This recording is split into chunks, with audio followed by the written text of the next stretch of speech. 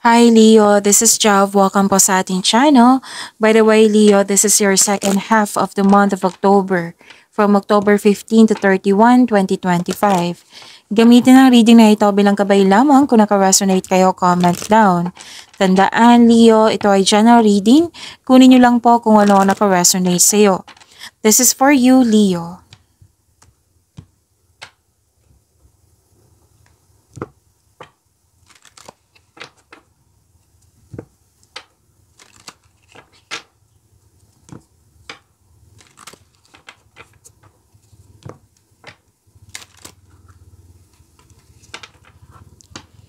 Para po ito sa iyo, Leo, ngayong October 15 to 31, 2025.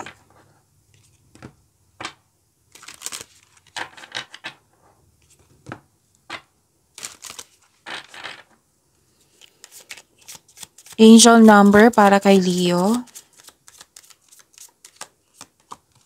Angel number 5. Sabi po dito, flexibility is your forte.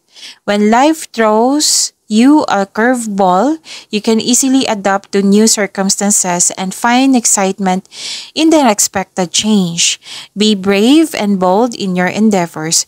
Ang ganda nito kasi this is new beginning. New beginning na na-adapt nyo. Oo. Kasi very observer kayo eh. Leo. Okay. So to attract more blessings, let us say the power affirmation. Let us say, I am adaptable. So may dumating dyan na challenge na na hinarap nyo siya.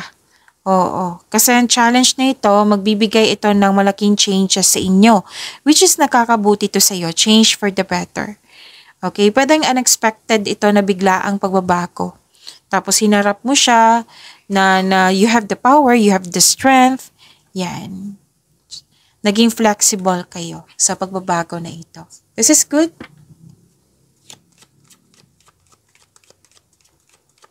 Maraming salamat po sa inyong patuloy na suporta, sa mga nag-donate, sa mga hindi nag-skip ng ads. Maraming salamat po.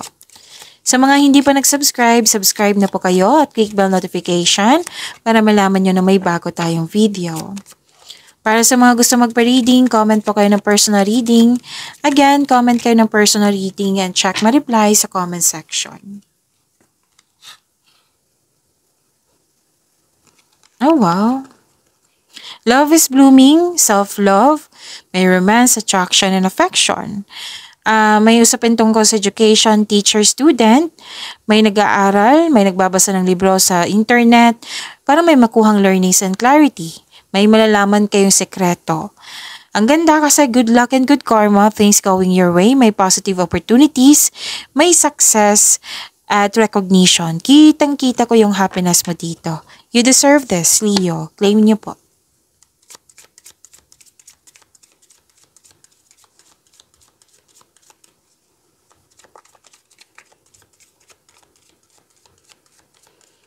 Energy po ni Leo ngayong October 15 to 31, 2025.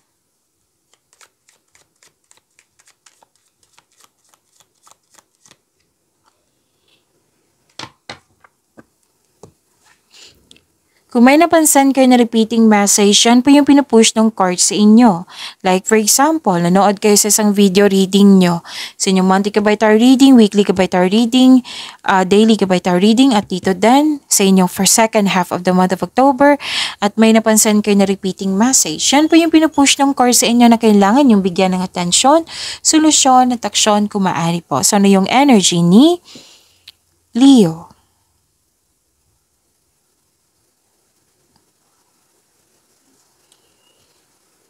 Okay. Palayain niyo po daw yung sarili niyo. So, kung nabibigatan kayo, kung nahihirapan kayo, ask for help. Okay? This card asks you to make change para ikaw ay makawala, makahinga. And humingi kayo ng guide kay God para mapalaya mo yung sarili mo. Kailangan po ng pasensya at tiyaga. Magagawa mo ito, huwag kang mag-alala, Leo.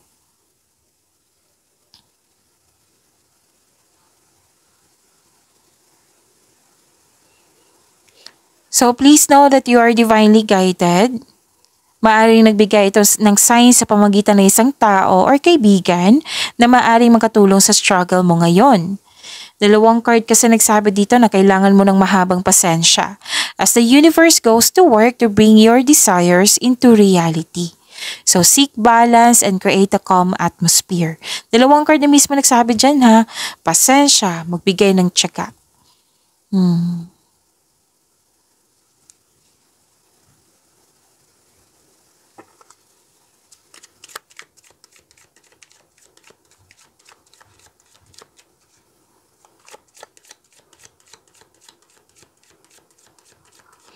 Career and money po.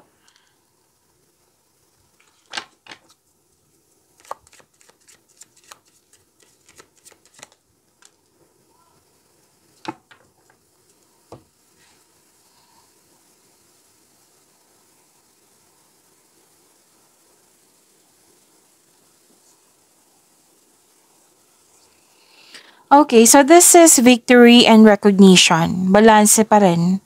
Oo, nagkaroon ng pagkakaisa. Sinabi din dito sa inyong energy cards. May promotion nang dahil sa inyong kasipagan, pwedeng sa pagtaas ng sweldo, kita or allowance or sa inyong posisyon. May financial growth after a period of struggle. Your discipline and hard work are paying off, so enjoy this time. May magandang balita na parating or may bagay na matutupad. Makaka-receive ka ng good news, especially after a period of struggle. Feeling proud ka sa natapos po sa accomplishment mo. In-acknowledge mo yung success at may matatakap kang papuri from other people. So nagsumikap ka at deserve mo itong tagumpay na ito. Sabi ng iyong court.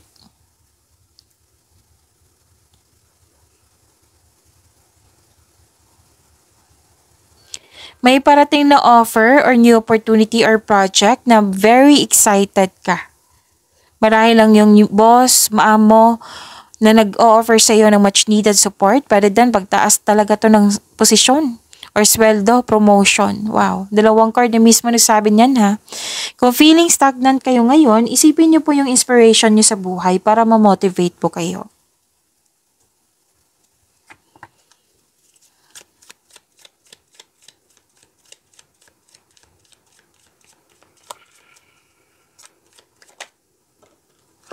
This is about your love life, self-love, partnership, and romance.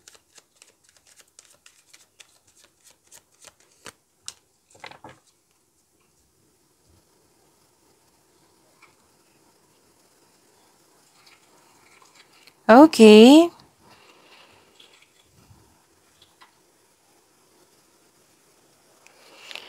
May separation ako nakikita dito or tampuhan.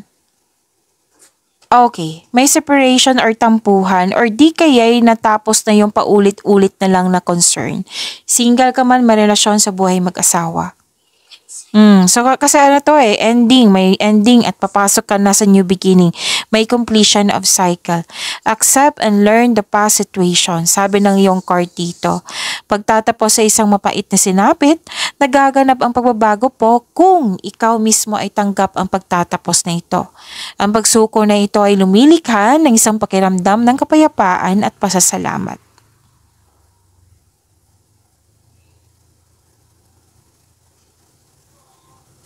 Nakikita ko rin dito, nag-manifest ka na magkaroon ng magandang relationship sa isang tao. So sabi ng card dito, your manifest will be granted soon. Pay attention lang kayo sa pagbalanse sa inyong emotion with your thoughts while remaining grounded and passionate.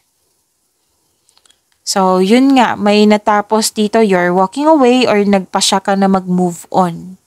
Sabi ng iyong card.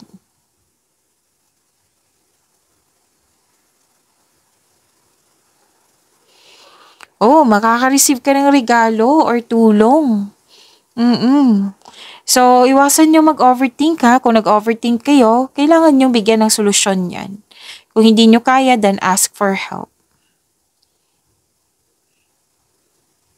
Pero ang pasya naman ang advice po ng card nyo dito, kailangan nyo ng pahinga. Kasi napagod ka dito single ka man, marelasyon sa buhay mag-asawa. Kailangan nyo po ng tamang pahinga. Kasi pwede naapektuhan ka sa conflict kasi may hindi nagkasundo po dito. So yan po, pag-imanin niyo po yung blessings sa binigay sa inyo. Leo, see you tomorrow. Maraming salamat po.